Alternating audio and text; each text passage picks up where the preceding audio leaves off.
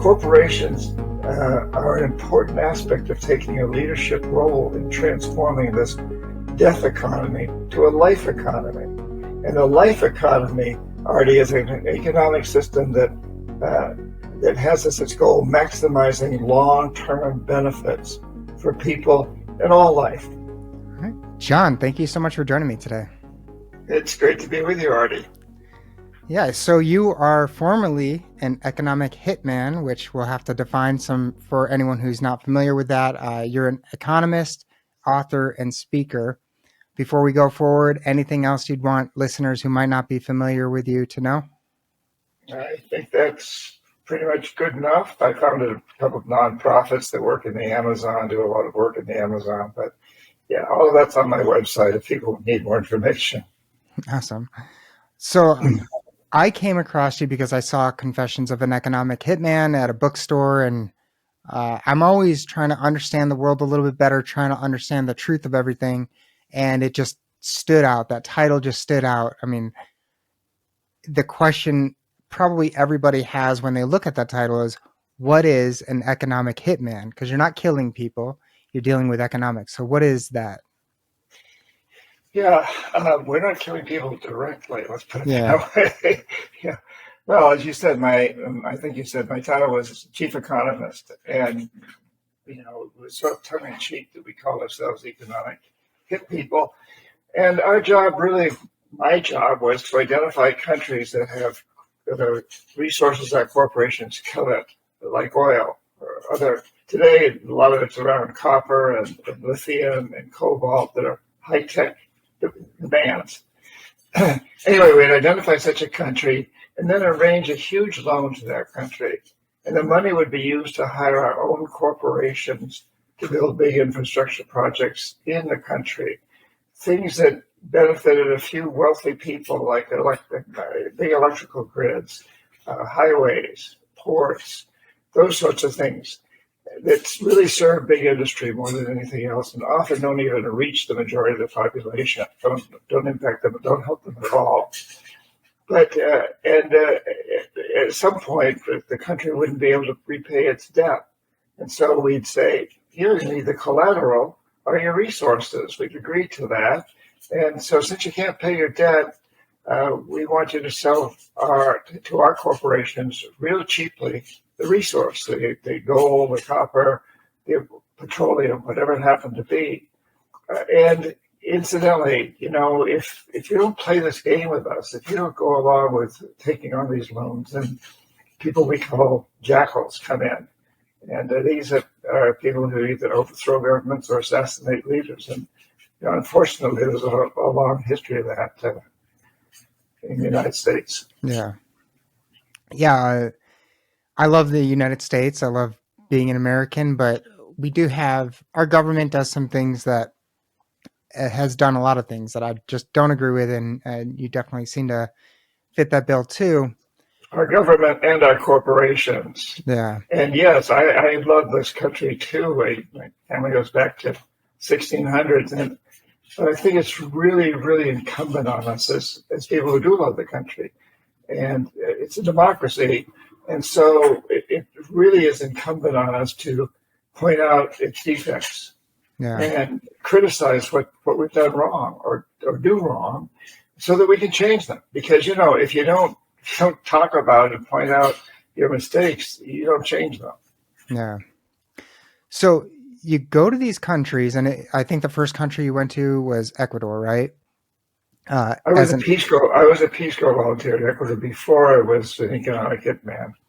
Yeah, so you went to college, and your wife that you met at college, she had an Uncle Frank, and Uncle Frank was in the top echelon of the NSA. And he actually encouraged you to go to the Peace Corps because you would learn a language and learn about the world a little bit. Is that right? Yes, he wasn't her actual blood uncle, but a good family friend, and he was very high up in the National Security Agency. And I was looking to avoid the draft. It was during the Vietnam War, which I was very opposed to. And so I was recruited by the NSA. I had several days of intensive tests, including lie detector tests, to make sure I I passed the security clearances. And then I heard a Peace Corps recruiter speaking, and I was very impressed. I thought, well, I'd like to go to the Amazon because I'd always been impressed by the indigenous people who come from the part of the world where I grew up in New England, New Hampshire. And I loved the forest, and I loved Indian lore. And I knew there was one place in the world where people still live like that, the Amazon. Anyway, so I applied for the Peace Corps, asked for the Amazon, and first though I went back and spoke to Uncle Frank, and he said, yeah, by all means, I'll even help you get in and help you get to the Amazon because you'll learn another language, you'll learn survival skills, you'll get to know another culture, you'll be a lot more valuable to us when you get out of the Peace Corps. And he said, but you may not end up working directly for the National Security Agency. You may work for a private corporation that's affiliated with our organization. Yeah. That's something I think a lot of people, including myself until fairly recently, I don't think a lot of people understand that with like the intelligence apparatus in the United States is that not all people that work for the apparatus work directly for, CIA, NSA, all of these organizations. They, I guess, cooperate or kind of, you're kind of a contractor, right? Like you're working, I think it was Maine was the company you worked for. So you're a contractor. They're contractors for the NSA? Well, never for the NSA directly. We were contracted with the U.S. State Department, the Treasury Department, the World Bank, etc. But there's this exchange of information. So my boss, the guy who hired me, was not only a senior vice president at Maine, but was also in the National Guard and then in the service and was high up and was a what do you call it? Like a go-between. He was designated as the person to coordinate activities with the intelligence communities. And there's an exchange of information. So it's not this sort of clandestine thing. It's just people are friends. They get to know each other, and the CIA or the NSA asks someone, "Oh, what's really going on in Indonesia? What do the Indonesians need in order to keep them out of the communist circle?" And we give them that information. And then sometimes when we need help from them, we ask for it. So there's this informal relationship between those agencies. And my salary was always paid by this private consulting firm that had contracts with U.S. government agencies. Yeah. So I've listened to several of your interviews, read your book, and I've listened to some of your audiobooks as well. And you seem like a very ethical person, like or you have strong moral positions. So I'm curious about when you got into this. And you kind of go over this in the book, like you really, the president of Panama at the time in the 70s, Omar Torrijos, he kind of opened your eyes when maybe it was when you were on a yacht or something. He told you what you were doing and kind of opened to your eyes. Were you just kind of completely oblivious or like naive about it at first? Yes, Artie, I think my business school education and all the information at the World Bank said that what I was doing was a good thing. Because statistically, we could show that when you invest lots of money, when you go to a poor country and you invest a lot of money in infrastructure projects to build power plants and transmission lines and highways and ports, the gross domestic product, the GDP, the economy of the country grows. Yeah. And that's what we wanted to have happen. And so for the first 7 years out of 10 that I had this job, I believed completely in what I was doing. I thought I was doing the right thing. And it wasn't until later, and Omar Torrijos, the head of state of Panama, who became a friend, enlightened me, basically. He said, "Hey, John, don't you see that you're helping the rich people in these countries, but you're not helping the majority of the people. In fact, you're hurting them. Because when you make these huge loans, money is diverted from education and healthcare and other social services to pay the interest on the loan. And in the end, we can't pay the entire loan. So you come in and essentially rape our resources." And so he says, GDP does not measure prosperity in a country. It measures how well a few people are doing Yeah. and big corporations. And I did some research on that and discovered that's absolutely the truth. With this, okay, I would imagine that when you were in school in economics, you were taught according to the Keynesian theory of economics, right? Yeah. So, is Keynesian economics, in your opinion, is it more of an economic theory, or does it like go into more of an ideology at a certain point? Well, that's an interesting question I haven't given much thought to. What I will say is that I think that it's the measuring sticks that we use that are the problem. Yeah, It's the way we apply statistics. So uh, GDP seems to be a really good measure of the overall economy, and it's become the standard measure around the world. But it does not measure how well the majority of the population is doing. And it gets even more subtle because you talk about GDP per capita, which makes it sound as though that's basically what everybody's getting. That's not the average of what people get. That's not the median. That's yeah, just the number, the GDP divided by the number of people. So if you've got if you think about it, the United States, there's three individuals that have as much wealth as half the country, yeah, half the country.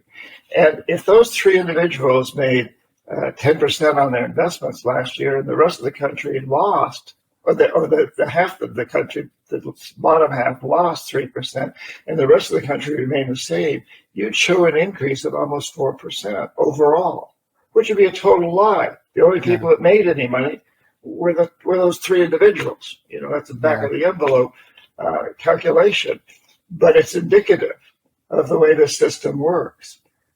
So we have across the globe in so many countries a few very, very wealthy families, and they yeah. basically comprise GDP. They and the big international corporations that work with them.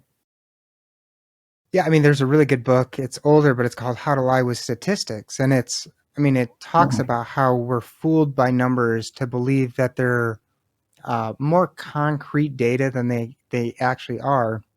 And you're dealing with models all the time. And models are inherently simplifications of reality that don't align with reality completely. So, like, prior to Panama, when you were under the spell of it and not really uh, understanding the negative aspect of what you were doing, was there, like, when you're meeting with presidents and ministers of finance, stuff like that, are they grasping everything that's going on, or are their eyes glazing over because you're reviewing numbers and it's kind of all a different language to them, basically? Well, they are, who knows what drives all of them? They're individuals. Yeah, But for the most part, their interest is making money. yeah, And because they are usually part of these ruling families, they and their families and friends are going to benefit from these mm, projects because they're the users of large amounts of electricity. Their factories are, yeah, and their banks and the commercial establishments. They use the airports and the ports and the highways, and so they're going to benefit from these loans, and yeah, that interests them. And they can look at these reports, and to them too, they can say, well, the average per capita income is going to increase. Therefore, the country's doing well, and I can sell this to my people. I'll go out and talk to the press about it. Say, we're taking on this huge loan, but look what it's going to do in the future to our country and to our income per capita. yeah, Everybody's going to get rich, which I don't know whether they all know that that's not true or not. Certainly some do. I expect some don't. But the other side of it is that we offer them incredible perks, which you could call bribes, except they're legal. We were very careful in my company not to do anything that was illegal. But we would go to the president or his cronies, all the people around him, and say, hey, our headquarters is in Boston. We have great universities in Boston, colleges, and we have connections with all of them. We can get your children, all of your children, into one of these colleges, and we'll pay all the expenses. We'll give them a scholarship, and we'll pay for the travel expenses. We'll give them jobs during vacations and after they get out of school. That's worth a great deal of money, especially if you come from a country with a fairly, that's considered to be lower down in the income level. So cost of our colleges is just off the charts for them. Yeah. And this is not illegal. In fact, we bragged to the Boston Globe, the newspaper, that we'd given $1 million in scholarships last year to children in Latin America. And, we didn't bother to say that these were the families that needed the money the least. But so that was just one example. The other thing is we would arrange contracts that, we'd say, Mr. President, your sister owns a John Deere franchise. So we're going to rent a lot of John Deere equipment, and we'll pay top dollar for it. We won't try to bargain you down. In fact, we'll bargain you up. And what your sister does with the extra money is up to her. Maybe she'll give it to you. You don't say it quite like that, but they get it. And so the people I was dealing with, for the most part, were highly motivated personally to see these deals go through. And it took a few exceptions, like Omar Torrijos of Panama and Jaime Roldos of Ecuador, who had tremendous integrity. And they did understand the system, and they were determined not to be part of it. He was killed, potentially assassinated, am I right? Yes, both of those presidents. The only two that resisted me died in very mysterious private plane crashes within 3 months of each other. And, there's never been a smoking gun found in a plane crash. You don't find the smoking gun. Yeah, it's a great way to assassinate someone if you want to assassinate someone. Yeah. But I was always extremely suspicious. They both had anticipated either being overthrown in coups or assassinated. They were aware of the dangers they were in and were very courageous and had great integrity. And all the local newspapers and throughout Latin America, people believe that this was assassination. Never been proven. Never will be proven, I'm sure. I mean, when you're setting up these deals, you're causing these countries to get strapped in debt, and then you're also using American contractors. So it seems like the benefit is mostly to America, but not even everyday Americans. It's mostly the people that own these corporations that are going in there. They're the ones that benefit. So it doesn't seem like, it raises our GDP most likely, but it doesn't benefit the average American. And just like that, it doesn't benefit the average person of that country. So I'd be curious to hear how that ends up playing out. Like, how do people not see that? Like, if somebody's coming up to me and saying, we want you to take out debt so that we can bring in our contractors and you're paying for them with the debt, I would be a little suspicious. How are people not more suspicious? How are only two people that you've met or two people you worked with, how are they the only suspicious ones? Well, would you be suspicious, Artie, if a bank came to you and said, hey, I want to give you a good loan. You go into the bank and you ask for a loan, let's say, to build a house. Mm-hmm. The bank says, yeah, I'm going to give you more than you're asking for, but under the condition that you'll use the contractors we recommend, because we don't want the house built shoddily. So we have these particular contractors. There's two of them, and you can take your choice between these two. Of course, both of those two are affiliated with that particular bank, let's say, in this example. But would you be suspicious, or would you be happy to accept the money and say, yeah, well, the bank knows what it's doing. It's providing me with good contractors, and the bank would say, and they give you and they'll give us a really good price. That we've used them a lot. They're really, really good. They do a good job, very good price. Yeah. You might well say, well, I trust my bank. And that's, in fact, what would happen in so many of these countries is the banks were, in those days at least, trusted. A little less so today. So, there's this whole story that builds up around these issues. But you're quite right that the money never actually ever went to the country. Hmm. Uh, the money would be transferred from, let's say, the World Bank in Washington D.C. to a bank in San Francisco for Bechtel Corporation, which might be the construction company, and in Ecuador, or Peru, or Indonesia, or whatever country would never actually see any of the money. They would sign on the bottom line, and they would guarantee that the money would be paid by them, or their resources would go to pay off the debts, their oil, whatever. So there's this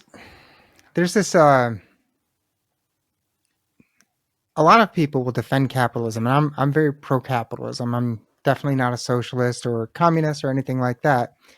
I very much think capitalism is the better system of all those. But there's this aspect of capitalism that can get exploitative.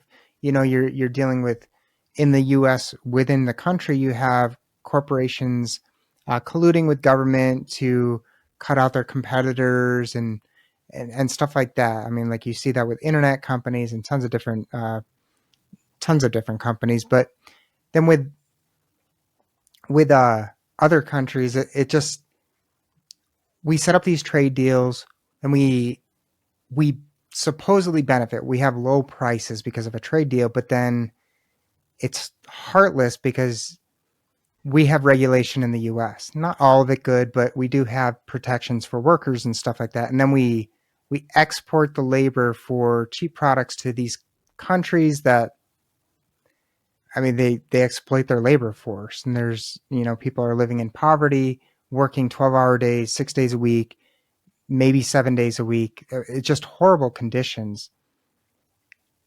One thing I struggle with when I talk about capitalism and stuff like that is separating the bad aspects of capitalism, the exploitative stuff, versus just a free market capitalist society. How do you go about that? Like, how do you differentiate between the exploitation and what is just kind of pure capitalism? Well, I think the simplest definition of capitalism is an economic system where the means of production and distribution and marketing are not owned by the government. They're owned by individuals. And the definition goes on to say, and it encourages competition. But we don't have that. Yeah. We have what I think I'd call what I do call a predatory form of capitalism. It's not true capitalism. It's true that the means of production and distribution are not owned by the government. But the individuals who do own those means of production, in a way, own the government. Yeah. It's sort of a reversal. We all know, look, this last election, there were billions of dollars spent on, the campaigns. Where did that money come from? It didn't come from you and me. Maybe we donated a little bit, but mainly it came from these big organizations that we call capitalistic. But they do not promote fair trade or free trade for the most part. They like to be monopolies, and we hear that's all the time in the news. Is this merger going to create a monopoly? Is the growth of Amazon and moving into these other branches, is that a monopoly, or is that just helping competition? These questions arise, and I think the fact of the matter is that we do not have a pure form of capitalism by any means. I too am a capitalist, Yeah. but my grandson's lemonade stand, that's capitalism. Or the local farmers market, you get true capitalism in places like that. But for the most part, in our international businesses and our big corporations, they're not working under a capitalistic system. Or we could say it's a predatory form of capitalism. It's a form of capitalism that I think is taking us to what economists are calling a death economy, an economic system that's polluting and consuming itself toward extinction. But yeah, I mean, and the people that support socialism or want to see socialism, at least the people who've never seen that system, while I disagree with them, their reasoning, the underlying reasoning is what they see, all the exploitation, the unfair advantages given to the rich and powerful already. it's reasonable that they see the problem. I just think their solution is wrong. I think the correct solution is to fix our system as a capitalist system rather than going to socialism or communism or anything like that. But I think they have it gives them some bite to their argument that the system is so messed up.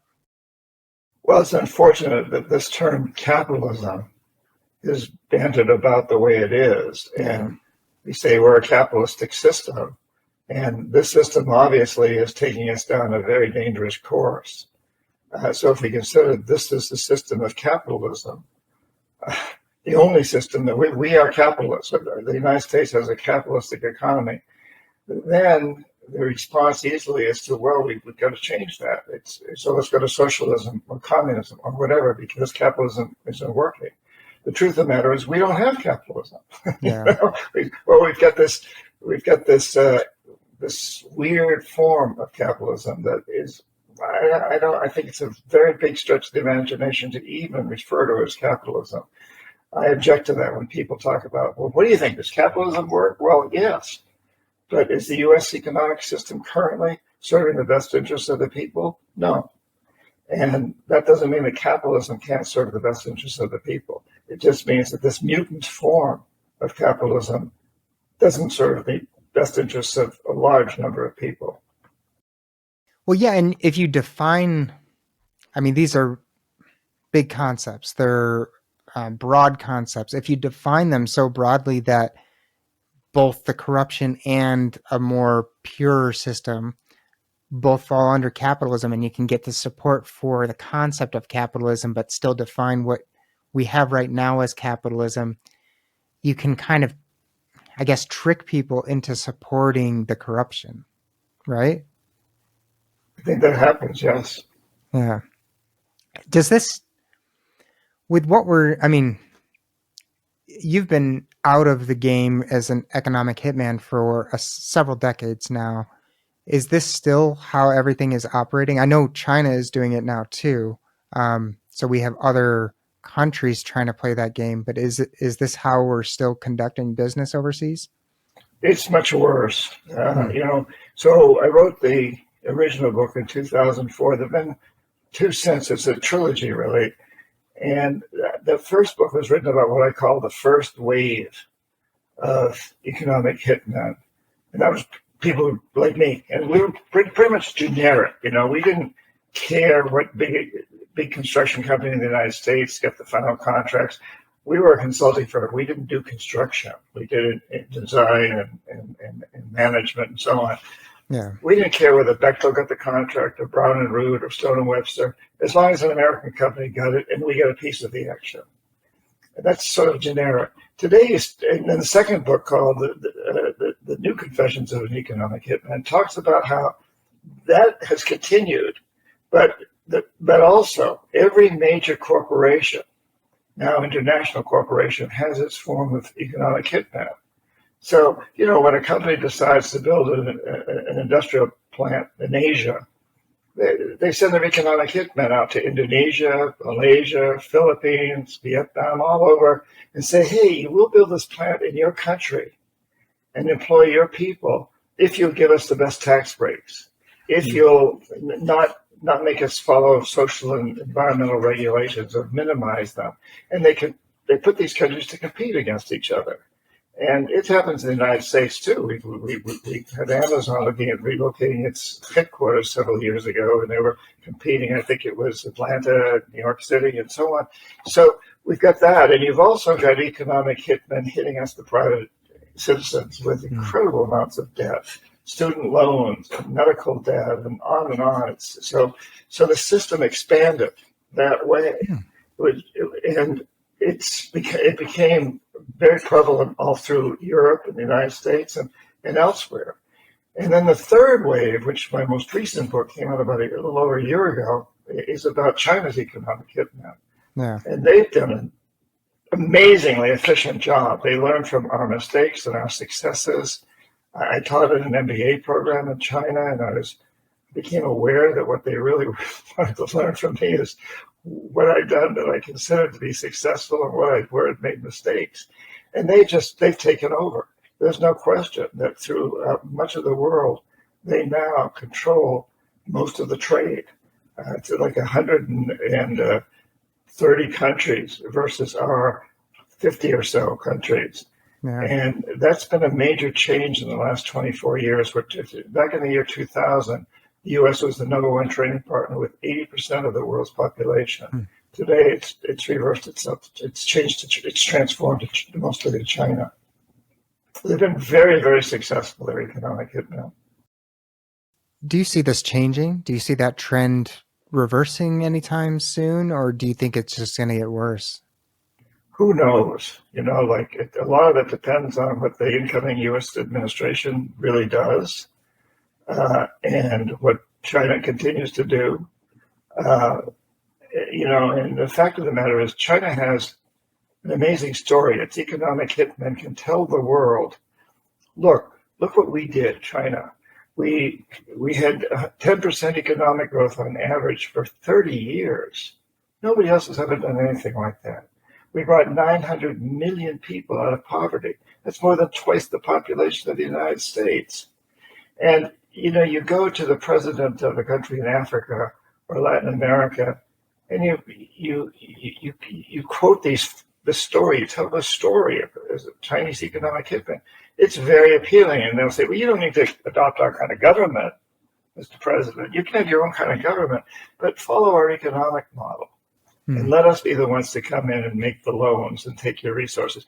Basically, the China's economic hitmen are playing the same game.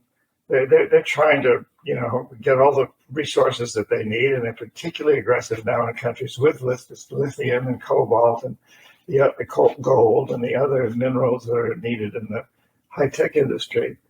So their end goal is the same, but they have a very different story to tell. And honestly, it's a very attractive story. Yeah. You had jackals that would come in behind you. They're true hitmen, potentially, like people that would actually cause harm to presidents or people that you're working with if they don't play along. Does China have that, or are they just more savvy and push the business side of it more? I'm not aware of China having that. That doesn't mean they don't, but I do think that their emphasis is very much on business. And they don't build military bases in other countries either, for the most part. They're building a few ports in strategic locations now. And the exception, of course, is Taiwan and Tibet and that area around India.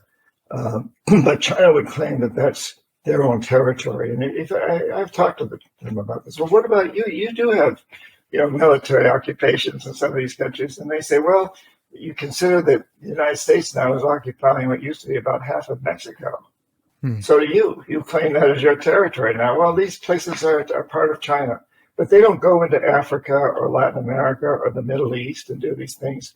They've been very, very smart that way too. While the United States was devoting so many resources to the wars in Iraq and Afghanistan, we were neglecting most of the rest of the world, including Africa and Latin America.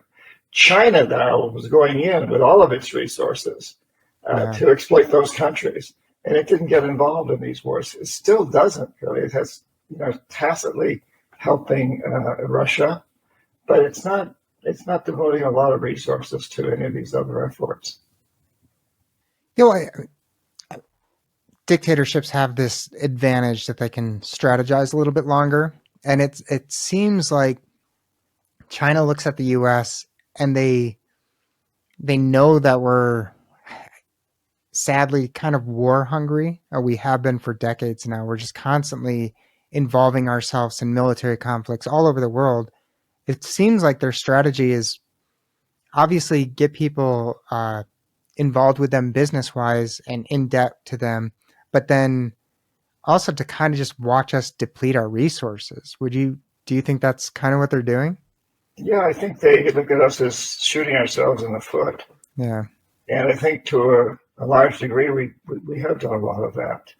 It's one of the reasons I write the books that I write and talk about these things, because I want our people here to understand the mistakes we're making and the illusions that we have about what we're doing in the world. So, we think we only support democracies. Well, that's absolutely not true. Look at the Kingdom of Saudi Arabia. Well, I just came back last week from Qatar in the Middle East, a very well-rich country where I was on Al Jazeera television talking about these things. And in the United States, people say, well, Al Jazeera, that's just it's a propaganda. It does some very, very good reporting. And yes, it has a bias, as almost all networks have their biases. But the fact of the matter is, China has managed to avoid getting deeply involved in the politics of other countries, and it's really has learned from our mistakes and moved in ways that seem often to these other countries to be much less exploitative. And I think that a lot of that's a story. I'm not defending what China's doing at all. They have a good story to tell, and yet in the end, they're basically doing pretty much the same thing we are. And they're not getting involved in big military endeavors around the world. They build up their military, which they say is for self-defense, whatever, but they're not going into other countries. They're not building military bases. We have military bases in well over 100 countries. Yeah. And people don't like to have another country's military bases on their soil. One of the things that caused the American Revolution is we didn't like having the British military in Boston or anywhere else. Does this change? Does our policy change with different administrations? We have a new president every 4 years or every 4 to 8 years. Does this change at all, or is this the status quo no matter who's in office as far as economic hitmen and how we're operating in the world? Up until now, I haven't seen major changes. There's minor changes, but who knows what this next administration is going to do. Future President Trump says that he's going to impose 100% tariffs on China and 25% on Mexico and Canada. If he does that, it'll be, in my opinion, catastrophic. It'll cause a huge trade war between these countries, and we won't be. It'll increase our prices phenomenally here. Now, a lot of people believe that that's just a negotiating tactic that he's using, and that kind of thing has worked for him in the past. So we'll see what really happens. We know a lot of things that the incoming president has said, but that doesn't mean he's going to do them. Do you think tariffs could have been an effective strategy 40 years ago, and we're just in a weaker position and we don't have that leverage anymore? I think tariffs to just defend certain industries it never is a good idea. But I think to impose tariffs on, for example, goods that destroy the environment, that pollute, I think you could use tariffs to bring about better social and environmental qualities in all over the world. So I think tariffs can be used in a positive way, but it all depends on what the intent is. And if the intent is just like 100% taxes on Chinese goods would mean that you're also imposing taxes on huge solar energy components and wind energy, which we need. They should get breaks, if anything, because we need those. But if you're just imposing tariffs across the board, it's a very, very destructive, self-destructive policy. And or if you're imposing the tariffs simply to help out certain industries, that also can be very problematic. But if you're imposing taxes in order to make better improvements in people's way of living, the environment, and in social aspects, then that can be successful. Can you dive into it a little bit, what you mean by using tariffs to kind of benefit the environment? How would that look? Like, what would you be putting tariffs on exactly? Well, for example, you might put tariffs on well, if China continues to build coal-fired plants in parts of Africa, we might put a tariff on some aspect of China. I'm not sure what it would be, maybe coal imports or coal production or equipment that produces that. One example. On the other hand, you might very much provide economic incentives for China to provide solar panels and other components such as that to our industry. So you could work in the two different ways. Another example would be tariffs on cars that are made in China that are fossil fuel cars, as opposed to electric vehicle cars. These kinds of things.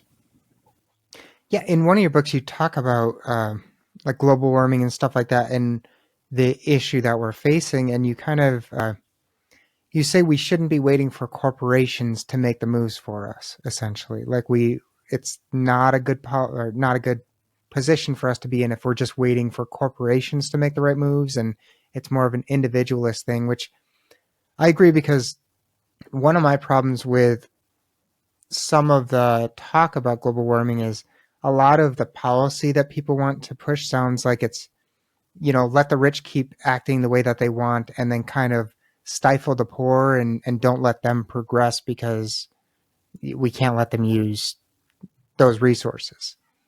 What's your ideal vision? Like if you're wanting to change the world and address global warming, what's the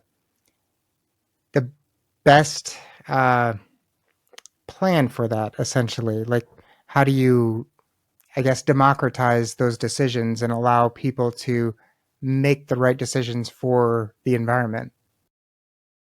Well, I think, it's a mistake for us to feel guilty as individuals because we haven't done this or haven't done that. I mean, we all know that we should not be using as much fossil fuels as we're using. We might want to set our thermometers a little lower in the winter. We should eat less meat. There's all kinds of things, and those are all interesting and they're probably helpful. But there's also this guilt trip that lays on this, is that we as the individuals are the problem, and we're not the problem. As according by what we buy in the short run, we are the problem. We're all part of the problem, and that we've bought into this system that says that the goal of all of us is to maximize materialistic consumption. We got to have this. If you don't have this jacket, you're never going to be successful. So you better buy this jacket from me. That idea that we need more and more and more, and the idea that corporations need to maximize short-term profits, regardless of the social and environmental costs. That's a fairly new idea. When I was going to business school before Milton Friedman won the Nobel Prize in economics, which caused a lot of problems, I was taught that a good CEO makes a decent rate of return for investors, but also puts some of his money toward helping his employees, giving them retirement pensions and bonuses and insurance policies, and takes care of communities where the corporation has its facilities. It pays for recreational facilities or helps the school system or local libraries or whatever. He's a good citizen, in other words. Yeah. And that's very wise.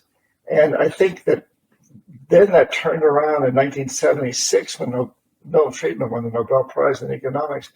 I think his most significant statement was that he said, the only responsibility of business is to maximize short-term profits, regardless of the social and environmental costs. That's sick. Yeah. That's not the responsibility of business. Yes, business needs to make some profits in order to keep going, but you can devote a percentage of those profits to the long term, to taking care of the environment, to taking care of your employees, to taking care of your customers and those who serve you, to making the world a better place.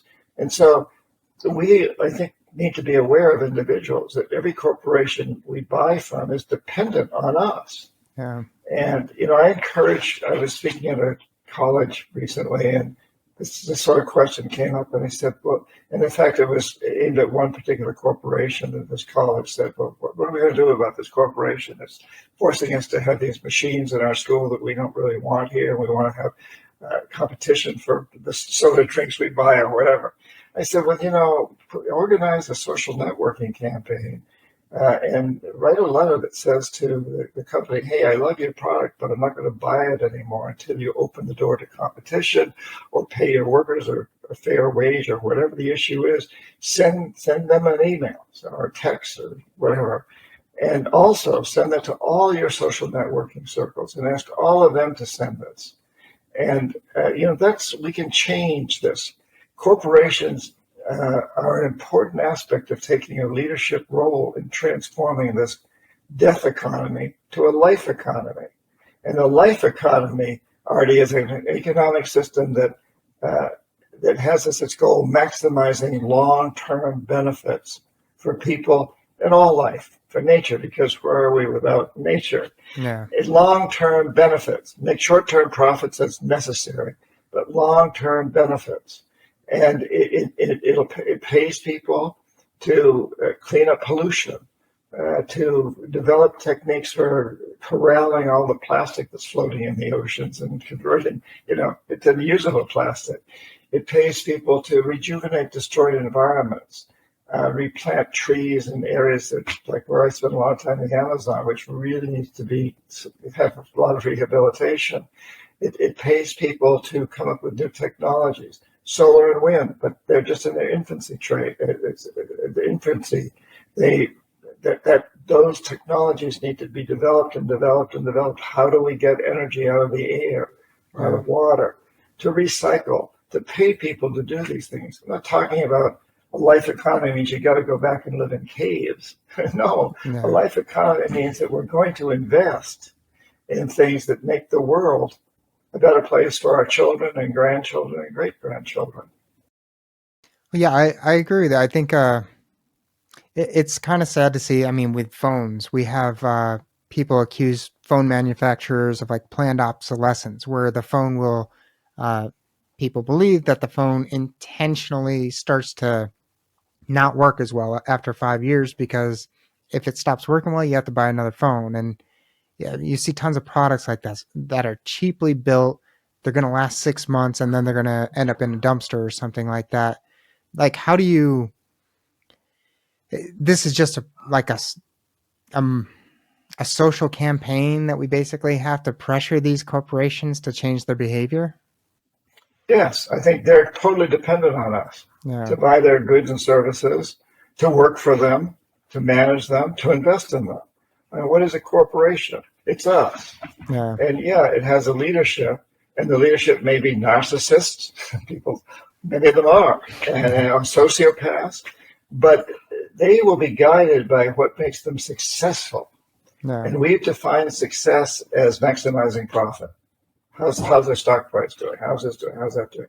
If we redefine success as being creating a better future, and we put those people on the covers of our most important magazines and on our top television shows, and if the people that are moving in that direction, things will turn around. And I think it's very important to understand that, and that we, the people, have the power to do that, because these corporations are nothing more than us. Yeah. They don't exist without us. Yeah. And if we can understand that and come together to demand change, and this era of social networking makes that a lot easier than it's ever been before. Yeah. One of the things that's always kind of never sat well with me is how corporations are always trying to make more money next year, have a higher profit margin next year than they did this year, which doesn't make sense to me. Like a human being, an individual, can live off of, let's say, $100,000. That's their salary. They can live off of that for a few years. Eventually, because of inflation, they have to start making more money to keep up their lifestyle. But for the most part, we can maintain our lifestyle with the same, if you look at wages, your profit, the same profit every year. It doesn't make sense to me that corporations need to make more profit every year other than to satisfy stockholders, because if you buy a stock today, you need it to go up in a year for it to make sense for you to buy it today. So And I think part of that is tied to the fact that we're a debt economy. Like we have, like everything runs on debt. We're $34 trillion in debt in the U.S. Do you think something like Bitcoin could potentially give some long-term solution to this? Maybe not Bitcoin, but something along those lines. Yeah, absolutely. I think that's, that the Federal Reserve System, the whole uh, debt, money, backed by constant debt, it has to end at some Yeah. point. And the cryptocurrencies are a possibility. And frankly, I don't know enough about them to say whether that's the right road to go or not. But there's got to be a new road.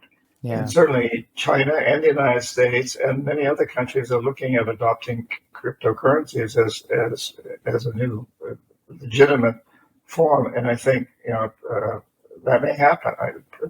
Trump has said that he will do something about that to make it more attractive in the United States. Who knows? I don't know that that's the right answer because there's an aspect of Bitcoin, at least, that seems to be purely speculative, almost like gambling. Yeah. But it also serves a function, and it's in its infancy. The whole cryptocurrency business is in its infancy, and I do believe it could develop into something that would replace this fiat system, monetary system that we currently have. Yeah, I agree. I mean, it's ever since we were taken off the gold standard, it seems like the power behind the dollar is backed by military or basically the agreements that we have with other countries where you're going to convert your currency to US dollars to buy oil from us, stuff like that. So we have the petrodollar. It seems like that's all. I mean, people talk about Bitcoin being, just made up. There's no intrinsic value, but there's no intrinsic value to the US dollar either. I mean, That's true. it's just paper and it's worth less. I mean, the trajectory over time is always down. It just never goes up. So, Can yeah? yeah, Can you eat a dollar bill? no. Of You course you can, can't. but it You wouldn't can't. be You really nutritious. can't do a hell of a lot with gold either. Big industries can in the tech business today, but the whole concept of currency comes from this idea that if you're a barber and want to give me a haircut, which you probably think I need, uh, you know, and I'm a butcher and I want to sell you a hamburger. Yeah, I got to carry the hamburger over and you give me the haircut and I walk out. But if we have a currency, I sell the hamburger to someone else and I get the money and pay for you. It's a very simple system and it's very efficient under when it's done that way. It goes back to wampum and all kinds of different systems of shells and different things that have been used throughout the history of humankind. But we've turned it into this money-making machine that makes money out of nowhere Yeah. for a few wealthy investors, basically, when you come right down to it. And the system has worked quite well up to till now, but we're beginning to see how it's falling apart. And countries like China understand that the only reason that we can impose sanctions the way we do and have so much control over many policies around the world is because we control the dollar. Yeah. It is the standard currency. So they want to get rid of it.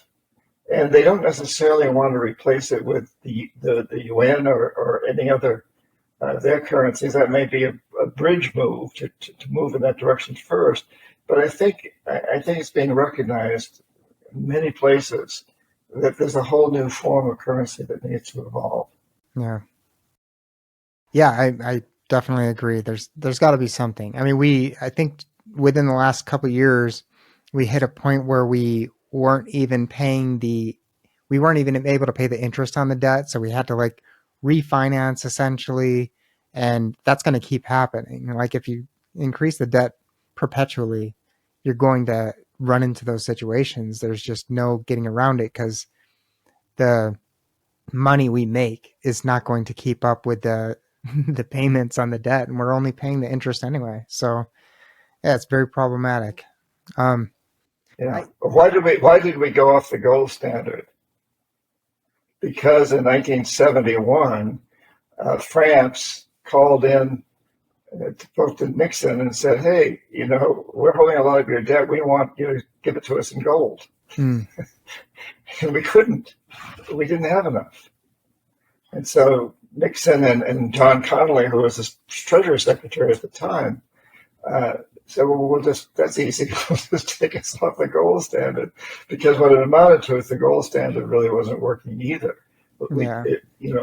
All the money was not backed by gold.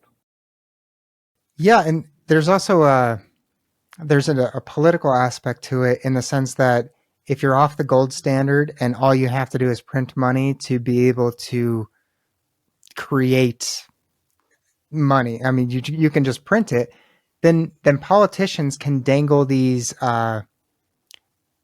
alluring incentives in front of people. Oh, we're going to give you this and we're going to give you this, but behind the scenes there's shackles, like you're going to be shackled to this debt that you can never get rid of.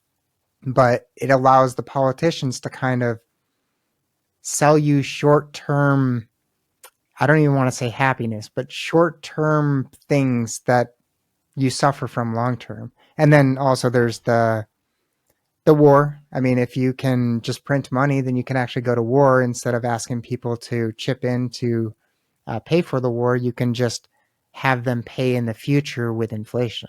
So it's a horrible system. War is a great thing for economies, So here we go. We give loans to Israel or Ukraine to buy weapons from us, but they're loans for the most part. Yeah. And then they have to buy the weapons from us for the most part. Israel makes a lot of its own, but this happens around the world. War.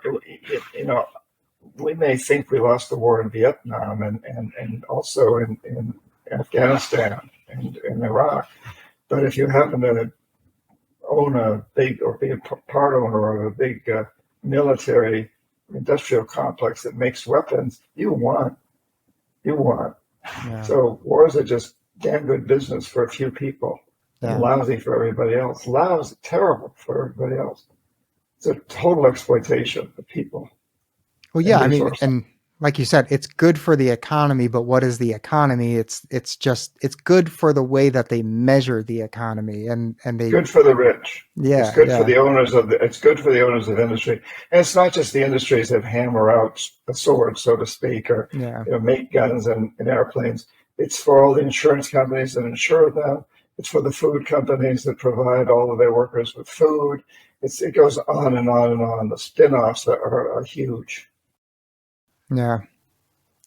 You talk about stuff that's, I'm not going to say depressing, but it's dark. It's not stuff that's like, rainbows and sunshine or anything like that, but you're not a pessimistic person. What gives you hope about humanity in the future when you have the veil lifted like you have with you? Like you see so much of the corruption. What gives you so much hope and promise about the future? I think I'm blessed because I get the opportunity to travel many places and speak at events and meet people. As I mentioned, I just came back from Qatar. I was in Latin America a couple of months ago. I go again a couple of times in the beginning of this next year. I spent a lot of time in Europe, all over the United States. And, everywhere I go, Artie, I find that people are asking these same questions. People are becoming very aware of what's going on and know that we must change. I mean, people know that the glaciers are melting, the oceans are rising, there's too many fires, there's too many hurricanes, there's too many droughts and too many floods. People get it. There's too much inequality, income inequality, and suffering and starvation and wars. And people are getting it, and they're getting fed up with it. I think that's part of what we saw in this last election, the presidential election in the United States, is people were just fed up with the system as it was. So people who voted for Democrats for many years suddenly said, "Well, but they haven't done the right thing. The things are just not working well." Yeah. And so I see this, and it gives me great hope. I'll give you a specific example that the students I was with in China. These are Chinese students. in this MBA program that I was teaching at, and they had been singled out as the future leaders of China. And they said to me, we created an economic miracle in China. We had incredible economic growth. We brought millions of people, hundreds of millions of people out of poverty, and it came at a terrible cost environmentally and socially. But we've proven that we can create a miracle. And so now this generation, we're going to create a social and environmental miracle. And I hear that a lot everywhere I go, young people determined to do that. And it gives me great hope. Will they do it? Can they do it? I don't know, but I know they were sincere. And I think they'll try to do it. But we'll see what happens. But I'm so impressed by people around the world who are understanding the nature of our problems. They understand that all these crises we're facing, whether it's climate change or income inequality or wars, they're basically all caused by the same thing, and that is the death economy. Yeah. That is this emphasis on maximizing short-term profits and materialistic consumption. And they're beginning to understand that must change, and they must be part of creating the change. Do you feel like is it because of technology and the connection that we're having with more and more people? Like, I can get on X and talk to somebody in a completely different country in real time, and we have more and more of this capability to get real-time information, and it's harder and harder for governments and organizations to keep information from people. Not that it's impossible, but it's harder to keep information controlled. Do you think it's because of how we're connecting now that more people are waking up and seeing the reality? Yeah, of course. The social networking platforms can do that. They can also do the opposite. Spread a lot of lies and conspiracy theories that are unproven and so on and so forth. So it's a mixed bag there. But yes, certainly there's that opportunity to really get the message out. As I said, I encourage people to start consumer campaigns by writing letters to corporations and then asking all their people to write a letter saying, hey, I love your products, but I'm not going to buy them anymore until you do this or that or whatever. So there's that tremendous opportunity. And I hope more and more people will use social networking that way rather than just spreading gossip or misinformation. Yeah, I hope things improve. I have hope too. I really do think the future has a lot of possibility for good. One last thing I wanted to ask you, there's some people will claim when you work for anything connected to intelligence agencies, there's this, it's clandestine. So they deny everything. Like the NSA will never acknowledge that you worked with them at all. So there's always going to be people who are skeptical of your story. How do you deal with that skepticism when you have it in front of you? Well, I don't find it anymore, which is interesting. When the first Confessions book came out in late 2004, yeah, there was a lot of that. In fact, my book was rejected by 39 publishers, my manuscript, including all the big ones.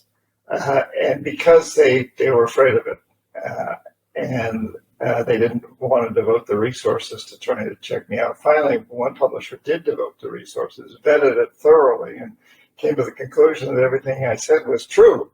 And then later, but still, when the book came out, there was a lot of people questioning it. And then the New York Times did a major feature article in their financial section about it, and they wanted to see copies of my passports. Fortunately, I have them all.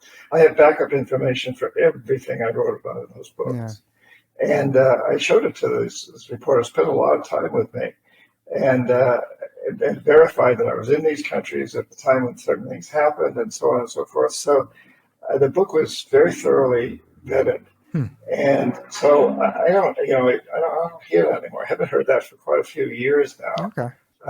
And it may happen on an individual basis. People will question me, well, do you really think that Omar Torrijos was assassinated? I mean, they get those kinds of questions. And my answer to that question is, well, I suspect he was, but I have no proof. I don't know for Yeah. sure. Yeah. And I try to be totally honest about these things. It's seeing things I know and things that I don't know, and things that I maybe suspect, but I don't have proof of. Uh, and as I said, a couple of big corporations, including Bechtel, which I mentioned earlier, tried to sue me after the first book came out, said that what I'd written about them was a lie. And I sent them, and my publisher sent them backup information that I had that proved that what I had said about them was not a lie, that they had actually done the things that I said they did. And they went away. They dropped the potential lawsuit. So, there's been enough of this going on that I think my credibility is extremely well established at this point in time. And if anybody really wants to research it, they can. Also, a number of students have written papers, theses about my work and my job, and they've done some of that. So it's been pretty thoroughly vetted at this point. Have there been other economic hitmen that have come forward publicly? Yeah, but that even before I wrote the book, or at the time I was writing it, it was fascinating to me that there was a lot of this information out there. Joe Stiglitz, who was chief economist at the World Bank and won the Nobel Prize in economics, says many of the same things I do, but he writes very academically. It's like essays and theories. So the general public doesn't read his stuff. People in college do, and business programs and economic programs. But one of the reasons I wrote the book the way I did is because I wanted it to be fun to read. And that's been true of the subsequent ones. I write them like a novel. They're not a novel, they're nonfiction. But I write them with dialogue, I write them describing scenes, describing my actual experiences. So I think they're fun to read. Whereas a lot of the other information that's come out by other people that had jobs similar to me tends to be quite academic and pedantic and not a lot of fun to read. But the record is there if people want to look into it. Yeah. Yeah. I mean, when I read your book, it just resonated as true. So I was like, should I be more skeptical of this? But it seemed true to me. So I wasn't too skeptical, but I didn't know if that was maybe because of a bias. I see you have a bunch of books around you, and not all of them are your books. Do you have a couple books that have been really influential in your life? Shakespeare, Nice. especially Macbeth. And I think Macbeth is the story of an economic hitman and a jackal, all rolled into one. The Heart of Darkness by Joseph Conrad, which describes something that happened in the 1800s, a guy going down the Congo River. Actually, the movie Apocalypse Now is based on the same story. But in this particular story of Conrad's, it's this company that's going after, it's killing elephants, encouraging local people to kill all the elephants so they can have the ivory.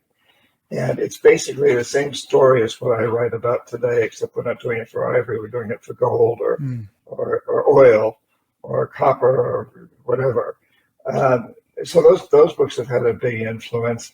There's a recent book, and I can't remember the name of it right now, about a woman who goes into past lives. She was a slave, by Octavio. I wasn't prepared for this question. I can't recall it, but there's a lot of great books out there that have been very helpful. But those two, Macbeth and The Heart of Darkness, influenced me at a very early stage of my life when I was in high school and college, and that influence stuck with me. Also, the writings of Tom Paine during the American Revolution, who really called on us to come together to oppose a system that we knew wasn't working.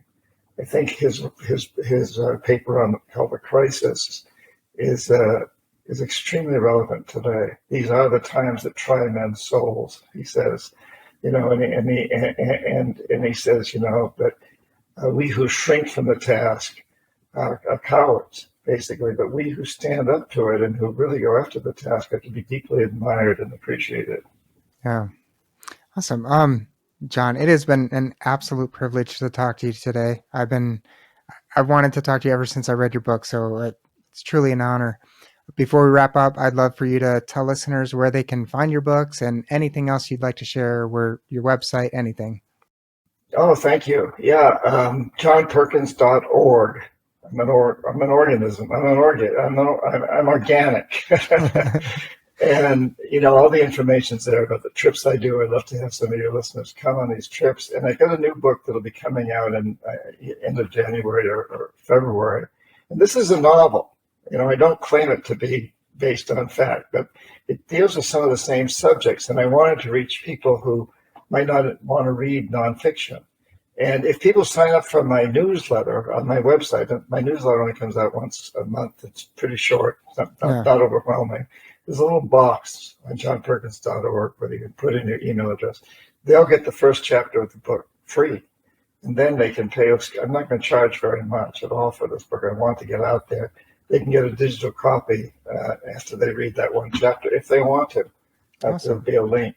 So, I'm really having fun with this.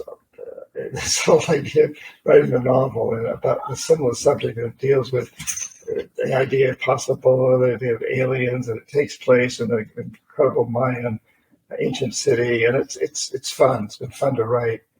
And I would say, Artie, in summary, is that I think we should all feel blessed to be alive at this time. Yeah. We're facing big challenges. We're also facing huge opportunities.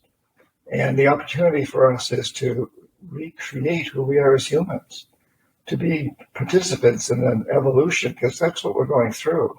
Major, major changes. We are in evolutionary times, and we're all part of that.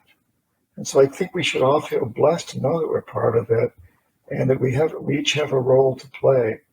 And all we need to do is ask each of ourselves, what is our role? What do I most want to do for the rest of my life? And how can I do that in a way that'll help transform the death economy to a life economy? And we can all answer that. As a writer, I can answer about what I want to write about. As a friend of mine who's a carpenter can say he wants to continue being a carpenter, but he's only going to use sustainable materials. And he's going to tell his clients that they're investing in the future. If they're paying a little bit more prices, they're investing in the future. So, and I discuss this in some of my books, these questions we can ask ourselves. But I think we're all here now for a reason. Yeah.